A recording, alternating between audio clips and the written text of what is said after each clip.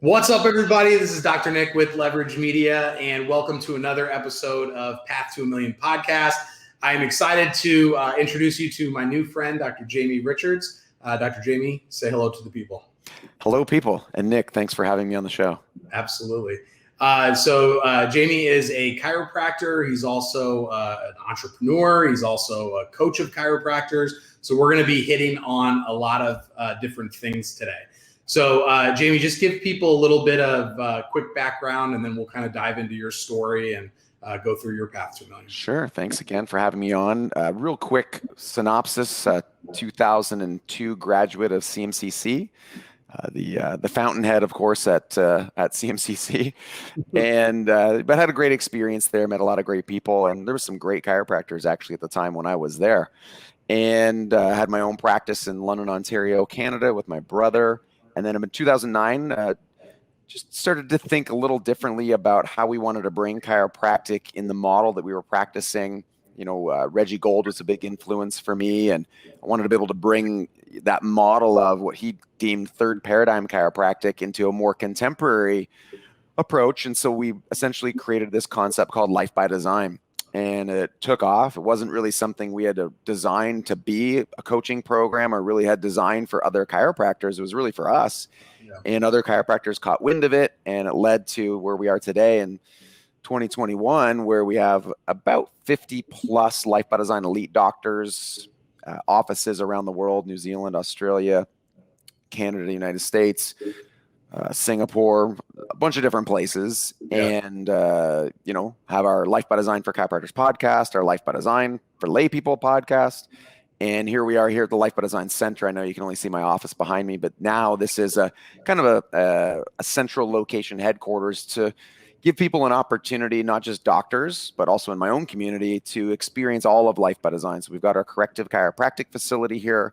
We've got a 5,000 square foot strength and conditioning center, which is our third of those, and then a full restaurant cafe as well. And it's all morphed into one brand, one facility, and now growing as one community. So that, and father of two great girls and a great wife. And here we are in Canada, fully locked down. So this is the most exciting thing I get to do today, Nick. Well, it sounds like you've got a pretty well-designed life, so good work on that one. Thank you. I'm excited to talk more about the cafe. You're the first one that I've talked to that has like a full-blown cafe in their practice. So yes. So let's start off with your path to a million. So in 2009, you started the Life by Design Center, correct? Yeah, Life by Design in general. We had an office in London at the time, which is still there. My brother runs that location. And I mean, like lots of chiropractors, I had all my struggles, good exposure in chiropractic school to people like Arnold Bernier and again, Reggie Gold and other people who would be mentors from the chiropractic side.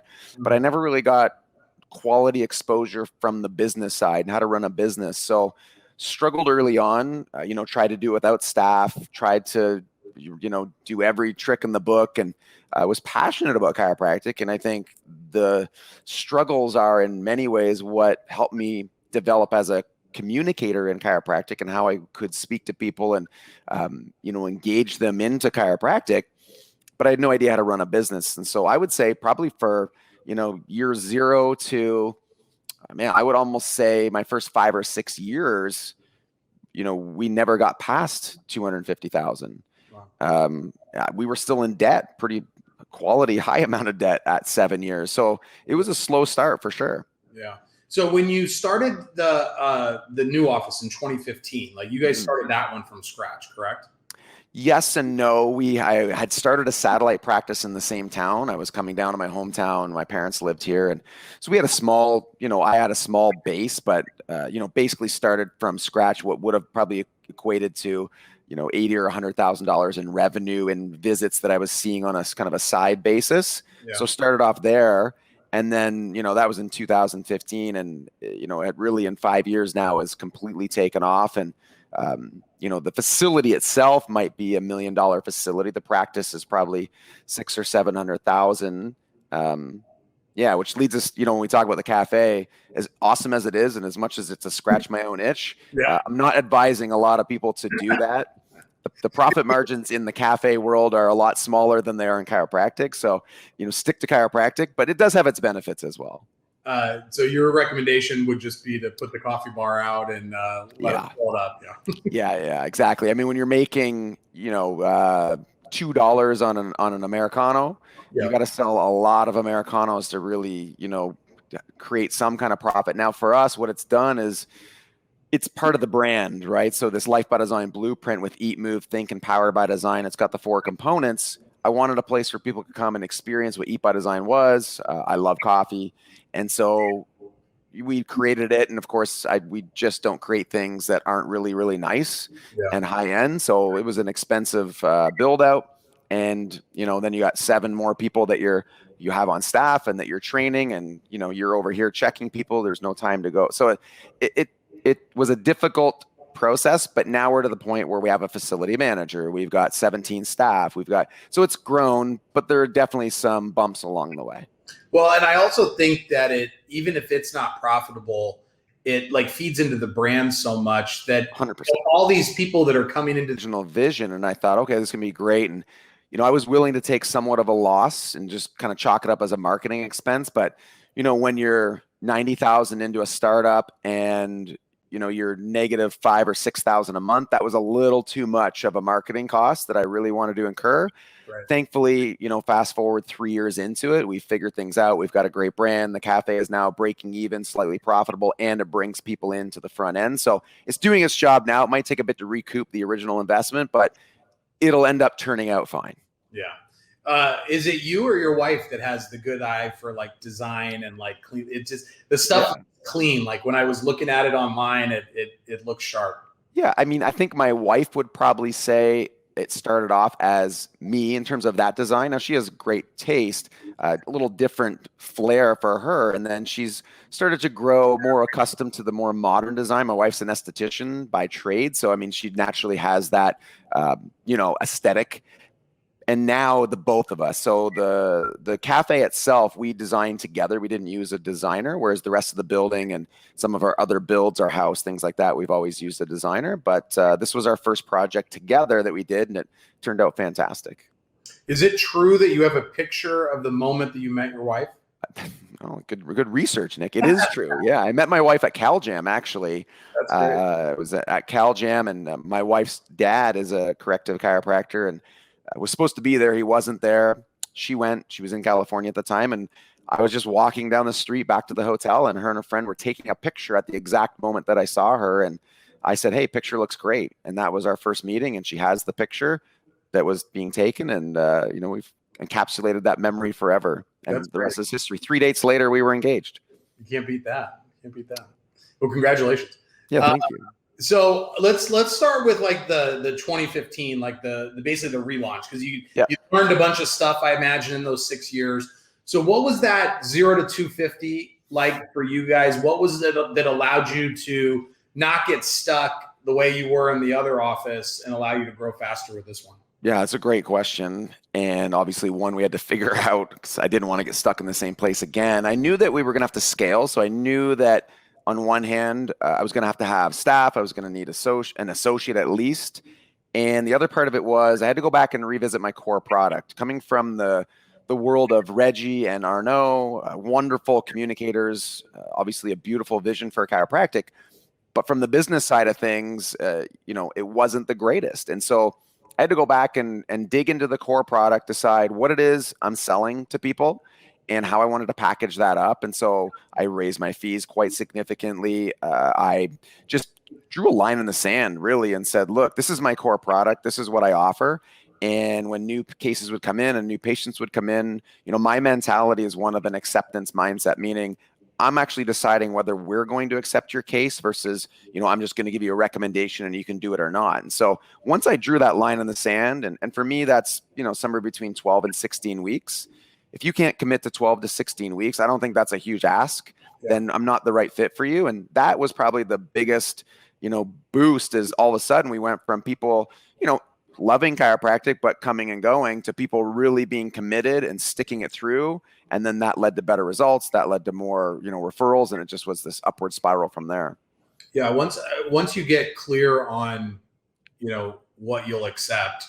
I think that is like a big, because when you start out in practice, it's like you don't really know, and you'll take pretty much whatever the patients will throw out at you. And chickens and bread and gas and I'm sure well, I don't know about you, but I took everything because again, I came from that mindset of we need to serve these people, and it's our responsibility to make sure they get chiropractic care. And part of my other influences are more of a, an objectivist influence, Ayn Rand, Atlas Shrugged, Fountainhead, and just realizing that, okay, well, this is an exchange for value, and I don't have to be everybody's chiropractor. Chiropractic is for everybody. Yeah. But as my colleague, Dr. 𝒂𝐿 said, I'm not everybody's chiropractor. And once I got that and I realized, okay, that's fine. So we refer people to other traditional chiropractors all the time. Yeah. I have great relationships with them. And if somebody's not a good fit and they can't commit to the process, they're better off in a different office anyway. Which they end up appreciating in the long run. Sometimes they come back. They come back and they say, "I'm ready." Yeah, and you're seen as a source of value, right, versus like somebody who's rejecting them. Right. Exactly.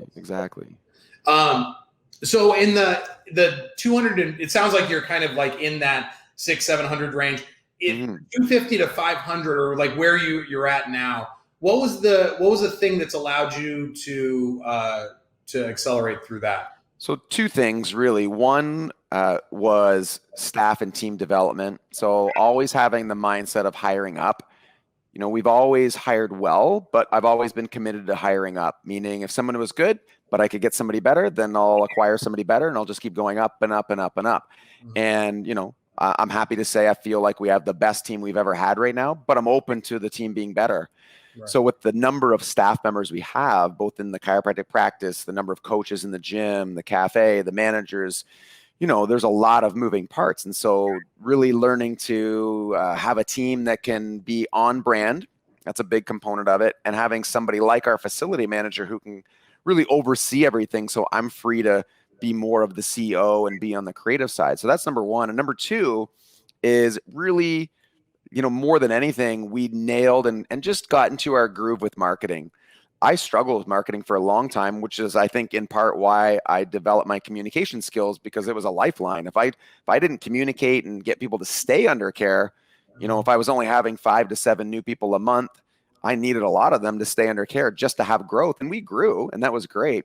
But I would say in the last 18 months, oddly enough, during this time, we've just really hit our stride. And part of it was a consistent marketing presence online for 2 or 3 years, and then creating, better avenues for people to take the next step. So, opting into a lead magnet, or getting into our video sales letter, getting into a funnel. And now it's to the point where, we've got a 3 or 4 week waiting list. We don't discount our first visit. We charge 3 times the normal visit in our market, and, life is good. That's great. Talk a little bit about that, because you said something that I say a lot, which is, I don't know if it's like content that you're creating or what type of presence you mentioned there, but you said that, in year 3 is when you really started to see a difference. Mm-hmm. And I have said that forever, that people just don't stick with it long enough. Totally. Talk about like that magic that happens when you're just consistent. You don't even have to be amazing at it. You just have to be consistent at it. Especially with social media. I mean, the way it works now is essentially, unless you're paying for advertising, especially Facebook and Instagram, unless you're paying for advertising, people generally aren't seeing much of anything that you have. So, Facebook's a business, and I'm all fine with that. I'm happy to give Facebook my money for the infrastructure they created. And so, it took 3 years, and I looked at my Facebook ads account. And in 3 years, my market's small. So I'm in a community. My town itself is only about 6,000 people. Yeah. My county is about 120,000. So there's a larger city, next door. So let's say 70,000 people is my market on Facebook, Instagram. In 3 years, we had 8 million impressions to that market. Yep. So that means people were seeing my stuff, my paid advertising, 19 to 25 times a person. And so, when you say, real quick, when you say paid advertising, are you meaning content as well as like offers to come in as a new patient? It's not just a coupon that you're beating them over the head with, right? No. So, I mean, a large part for the first 3 years was really just paid content, because I didn't really know or understand a lot about how to bring them in And the other part was, I mean, part of it is just being stubborn. I was always against, being outside of my integrity, $27 exam, or, telling people, oh, well, come in, I'll fix your back and then we'll talk about wellness. It never felt right to me. So of course, I decided just to go hundreds of thousands of dollars in debt instead. But eventually I figured it out. And a lot of the work for the first 3 years was just creating content. And I was happy to create videos, and I'd put, money behind them and create video views, and people would see them. And then what happened was I just simply thought, well, what if I create a landing page that explains a bit more about what we do? And then I just send that landing page out to people with an opportunity to schedule a case review, a complimentary case review. And I launched that ad to just my whole market. And in the first 6 months, we got about 40 or 45 new patients, and we would schedule maybe 30 to 35 of those, and they all came in and paid $150. Mm-hmm. And then we have a very high conversion and retention ratio. So when we looked at the numbers, our ad spend was about, I'd have to go back and look, but it was about 4,000 maybe for the 6-month period. Mm-hmm. And, the return on 40 new patients, our lifetime value was about 4,000. So it was about $160,000 in lifetime value on a $4,000 ad spend. Yeah. But before that day, I had almost no direct, hey, I opted in for something. We'd get a few people, oh, I saw your videos. Yeah. So it was really just then getting something in front of them where there was a call to action. And then the next step beyond that, and this is where we're at now, is I took that, made it better, created a more produced video sales letter, and then I put it behind an opt-in wall. So now I give them some good content. They go, they opt in, they get the content. It takes them to my video sales letter and basically a consult booking page. And we just run that all day long. And I just switch up the front end ad. And the people that don't book right away, they get into a funnel, and the funnel is just sending them great content over about, I think I got right now maybe 14 emails in there, and just consistent call to action. And then once a month, I do a 9-word email that says, hey, Nick, I have 4 spots left for a biostructural assessment. Would you like one? I did this yesterday, and we had 6 people email back off my list. So we've got our list building, we've got our list nurturing, we've got our front end content, and then we've got our back end opt-ins and then funnels. Yeah. Well, that sounds like a solid marketing plan. I'm glad that you kind of followed the same path that I did. That when we first started creating content, I didn't even really know how to run lead generation.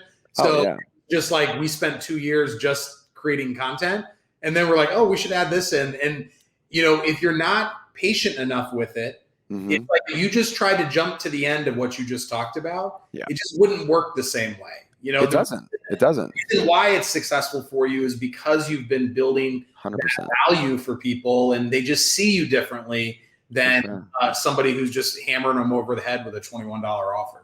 Well, and we've tested that. So we've tested it with some of our clients who, we talk about this in our groups, and they were, hey, let me try it. And we did. And it just hasn't been as successful. And it's just reinforced the importance of people knowing who you are enough. So when they do see that opportunity to opt in for something or schedule time to meet with you, they're actually interested in it. You're not just, as you said, somebody out there who's got a flag and they're like, here, come over here and see me.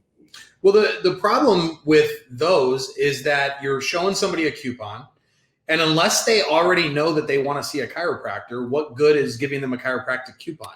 Sure. When you create content, in the US, I don't know what it is in Canada. I'd imagine it's the same, but in the US, it's about 10% of the population sees a chiropractor. 90% doesn't. Right.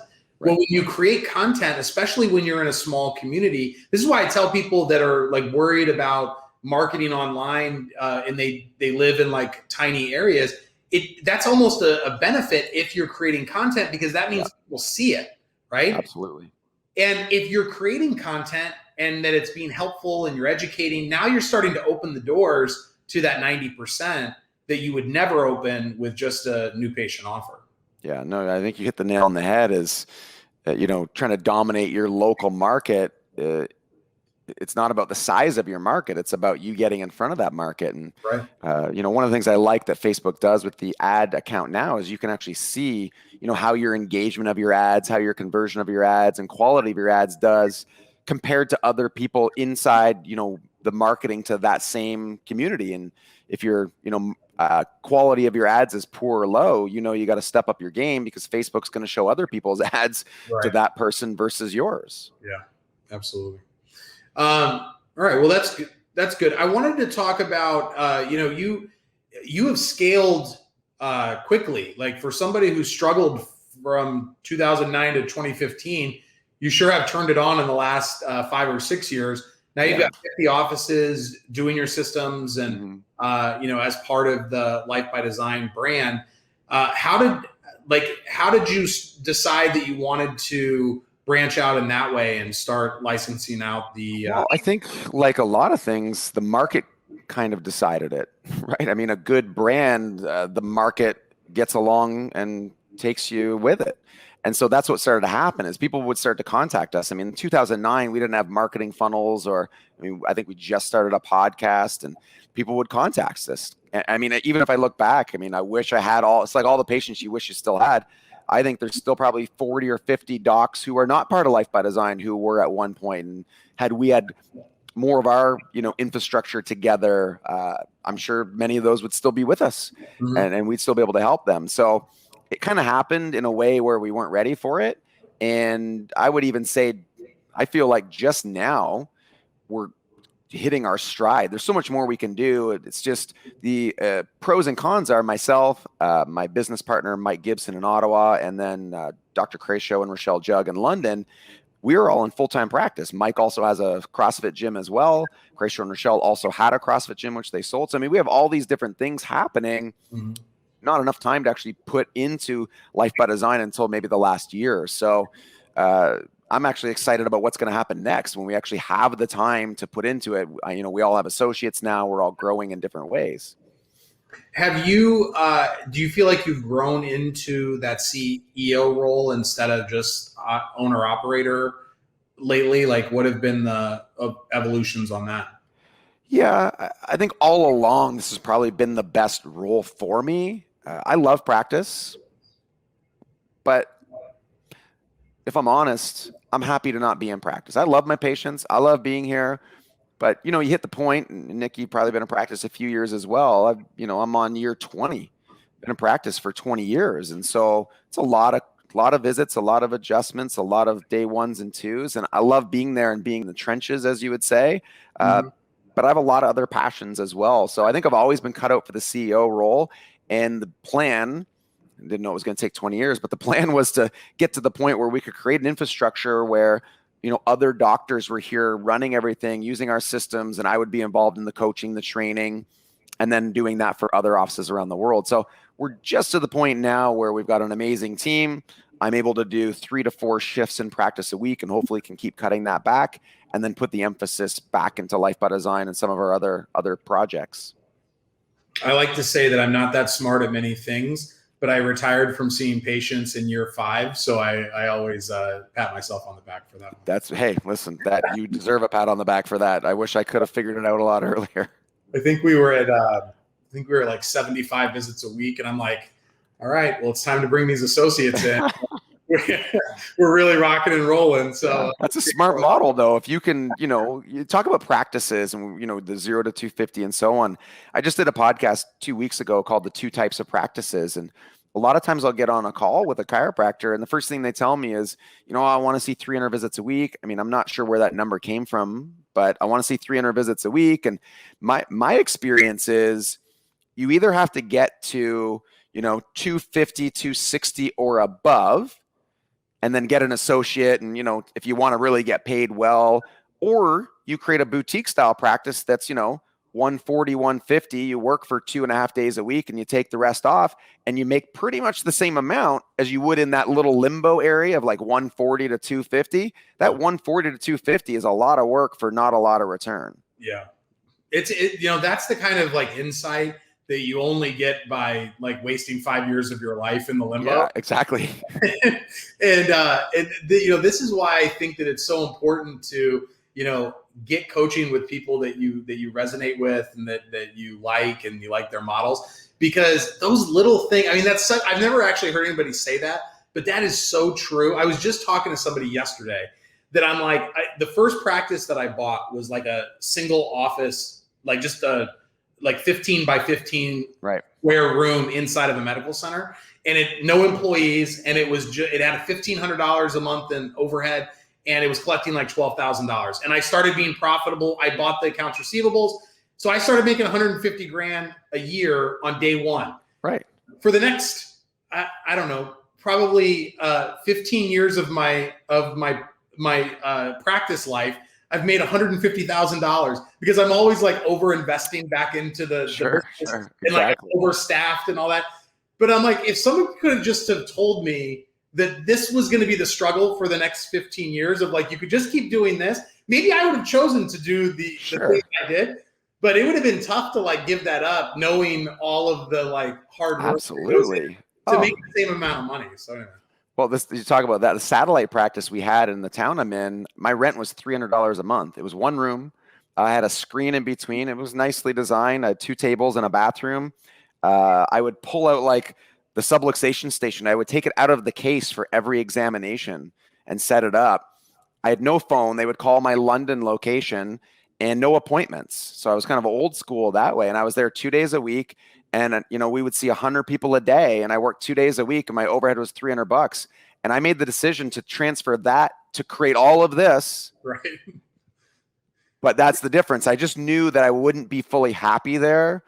And I knew that if we wanted to grow Life by Design, we needed to create a place that was a full embodiment of what my vision was in my mind as to how it could look. Not that I think any other doctor should do this, honestly.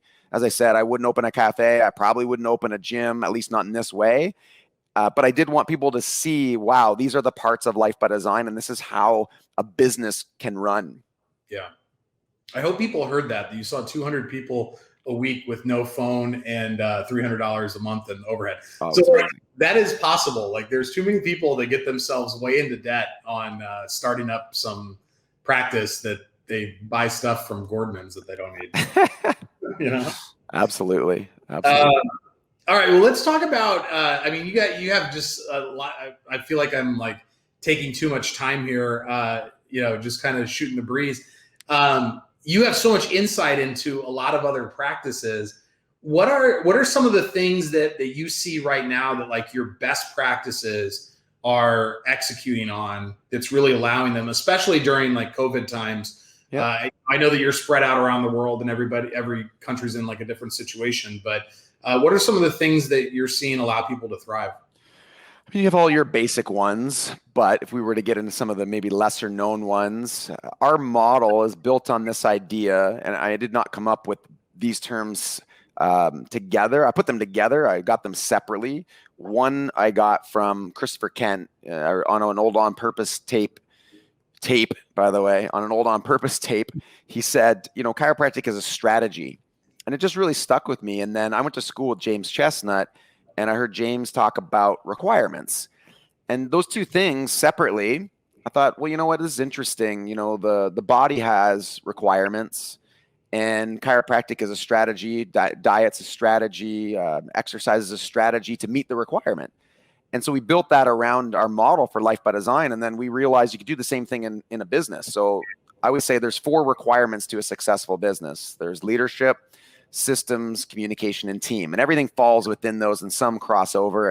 And then there's all these little ones within that. And the goal of a great business is to meet the requirements. And just like our body's health, if you meet the requirements, the default state is healthy, right? I mean, your body heals itself, all the things we know. The same is true in your business. If you focus on the action steps of just meeting the requirements, you'd be amazed what happens to your business. And so the practices that are doing well are the ones that are focusing on the action steps that meet the requirements, and they're not focused so much on the leg measures. If you look at all the lead measures, things like what time do you get up? How many days a week are you working out? What's your diet look like? Are you having team meetings? Are you, what's your hiring process? All those different things that are all the lead measures that get to the leg measures. The specific ones that might be interesting, I would say number 1 would be brand congruency. They know their core product, they know their company values, and they've built a model that meshes together. So when they're speaking, communicating, marketing, their narrative is consistent across the board. And so there's really no dissident for people. They're like, well, that makes sense. And I mean, you hear this all the time. Well, that makes sense. That makes sense. If you have even minor things that are off, people will catch that, right? Well, that doesn't make sense. That doesn't fit. And that dissidence is part of why people unconsciously don't buy. So brand congruency is one. And then I would say the other one would be communication. I mean, I know that's so generic, but communication, and maybe a better one would be certainty inside of that communication. I mean, it's one thing to communicate. It's another thing to be very certain, which takes time, takes consistency. It's not just you magically show up certain, at least I didn't, but brand congruency and certainty in your communication. That's great. What are some, just because I love marketing, and you seem like you are pretty advanced in the marketing realm for not your practice, but some of these other practices, what's working for them, what's driving results? Yeah, I think a lot of them are in the different phases of it. And so we're just trying to get them to do, as you said, just start creating some content, right? I mean, a simple strategy that we start people off is whatever you're confident in creating 1 or 2 videos a week, whatever you think, create it at the end of the week on Monday, look at your ad account or just look at your creator studio, look what got the most engagement, and then you go and make it an ad. Just take an existing post, turn it into an ad, and let that run. And then just repeat that process every week, and you're building some video view audiences and starting to get that up. Next, we try and get them to have an email list, which is not always easy to get them to do that, but have an email list and email market. Email's still amazing. So I send at least 2 to 3 emails a week to my local practice, leads, and active list. And if you're on our Life by Design for Chiropractors list, this, we send 5 emails a week. So we send an email to you Monday through Friday with content every single day of the week. Yeah. So, just getting people into some kind of groove. Everybody wants the new patient, but people don't want to do the upfront work, which is creating the content, getting video views, getting some emails, sending emails to your list, and being consistent and making sure that your message isn't about come see me, come see me, come see me. It's really about, value. How can I help you? And then getting, developing your copywriting skills, writing better headlines. I mean, there's like a million different pieces for it to actually start clicking in a way where you're starting to see results. So I would say a lot of offices are still in that phase. Mm-hmm. We've got a lot of offices too that honestly, they're just in great locations. So right. Location still is a huge winner, right? But you've got to be able to then take that new person who maybe doesn't know anything about you, which is different from the marketed one, and have a really great day 1, day 2 process to get them to the point where they're going to be open to making an agreement to going into your, whatever your core product looks like. Got it. Speaking of location, I had a strategy session today with a guy that's in Australia, and he's in a suburb of, I think it was Melbourne, 40,000 people, and there's 3 chiropractors in town. And I'm like, that doesn't exist in the United States. And he was talking about his Facebook ads that he's just like, yeah, we've been running them for 4 years, and I get like 40 new patients a month. I'm just like, all right, that's not the magic of Facebook ads. That's just the fact that there's 3 chiropractors. Yeah. Down. Well, and just to stop there for a second, because I do see this a lot as well. And, I see these marketing things from other chiropractic companies. And again, I have no problem with whatever other people are doing, and that's great. And people have to find whatever the right place for them is. Yeah. But if I had 40 new patients a month, this is, recently what happened to us is we were kind of floating around at about, 220, 230. It was mostly me. And then I just got an associate, and that was in 2.5 days. And I was like, this is fine. Great retention, good conversion, and 6, 7, 8, 9 new people a month, like I said. And then all of a sudden we kind of hit the jackpot on the new people. And, when I say a lot, I'm talking, I think last month we had 21, the month before was 18. Now we're at, 320, 330 visits. I wonder if somebody has 40 new patients a month every month, where in the world are all these patients? Right? I mean, it just doesn't make any sense. I always say, here's the stat that I use. If you have decent retention, I'm not even talking good, I'm saying decent conversion retention, your practice should grow at 2 visits per week per month for every 10 new patients.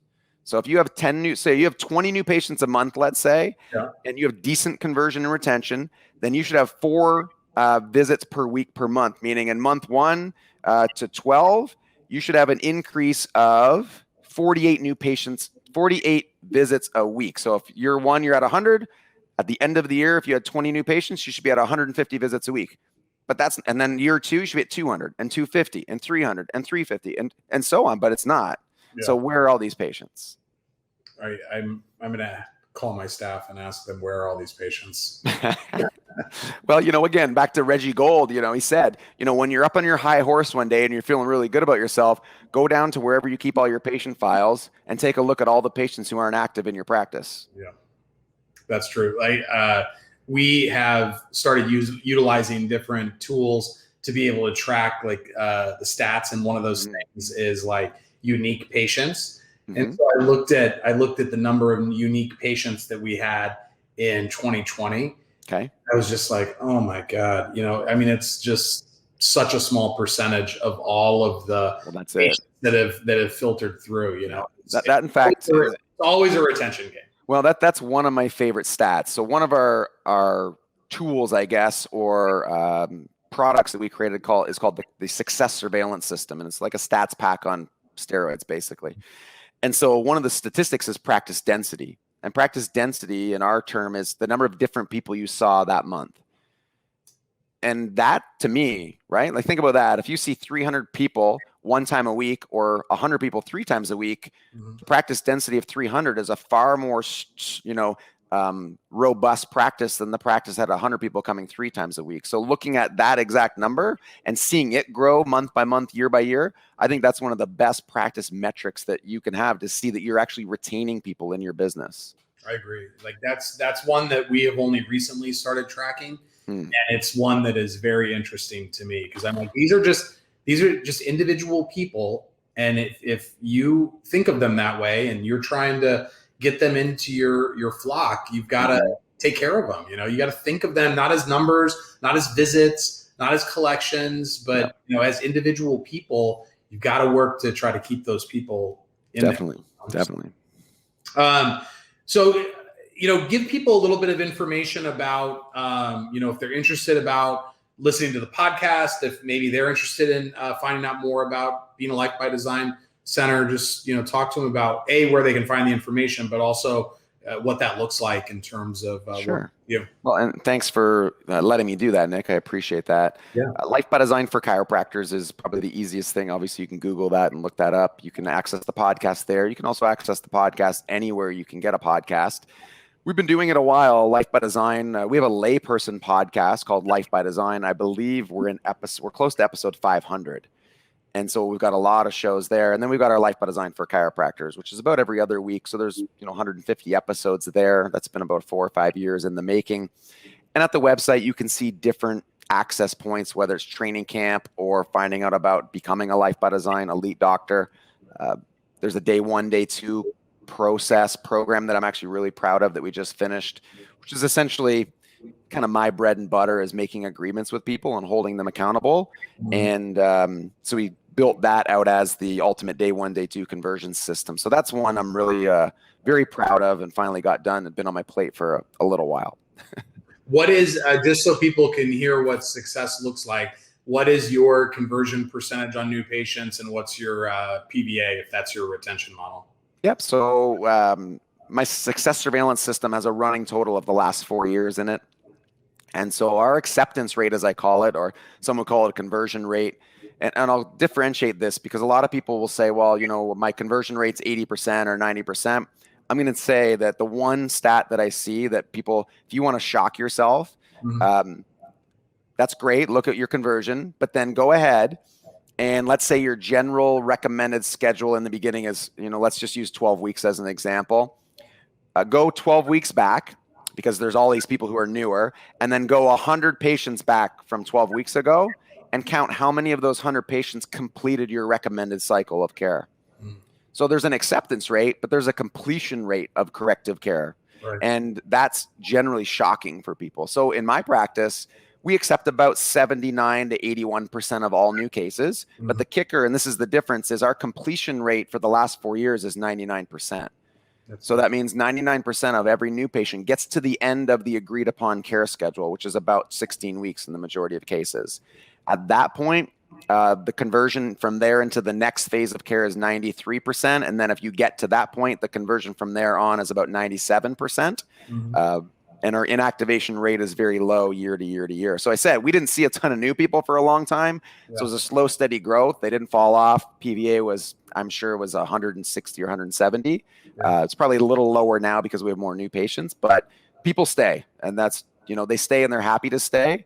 And that's the model that, you know, we essentially, you know, teach and present at Life by Design for chiropractors. Well, it's one thing to convert somebody or to get them to accept care. It's another thing to get them to accept care with retention as the mindset. Exactly. Two different conversations, probably. Oh yeah. Well, who wouldn't want those numbers, you know? So go check out Life by Design for chiropractic.com. And I'm excited to start listening to the podcast and learn more myself. And I'm always interested to meet new people in the profession, especially ones that are doing things right and that love marketing, seems like, as much as I do. So yeah, likewise. And, you know, it's different from the days where we used to go to seminars and conferences and, you know, you'd see different speakers and you'd get to have these interactions. So it's nice to be able to actually do this. I feel like, you know, this is old school chiropractic, sitting around and actually having conversations. And it'd be great if, you know, we could do this more and more and more. So I'm grateful that you asked me to come on the show. Absolutely. Hopefully we could do it in person over some drinks. And that would be nice. Well, we are a licensed facility here at the cafe. Well, there you go. Perfect. Well, Jamie, I appreciate your time. Anything you want to leave the people with on parting thoughts? No, I mean, well, yes, I always have a parting thought. I think this has come up a lot today, so I'll just leave you with this. And it's a great quote. I'm not really sure who to attribute it to, but I think it goes to the heart of people's success and both patients and also for chiropractors. And that's, you know, when you look at the reason most people fail, and when I say fail, I mean fall short on whatever their goals or their dreams or whatever life they've set out for themselves, which could still be a great life. But the reason most people fail is because they trade what they want most for what they want in the moment. Right? You know, what time did you get to the office today? What time are you going? And I'm not saying that working excessive amounts, you know, being there at 2 a.m, leaving at 11. I'm not saying that's a badge of honor. I'm just saying if there's something you want in your life, then you've got to look at your action steps and decide, am I actually doing what it takes to get what I want? Or am I just saying what I want and then, you know, being upset when it doesn't happen? Yeah, I think that's a good one to leave it on. So hopefully you guys got some value out of this. I know that I did, and we'll see you on the next one.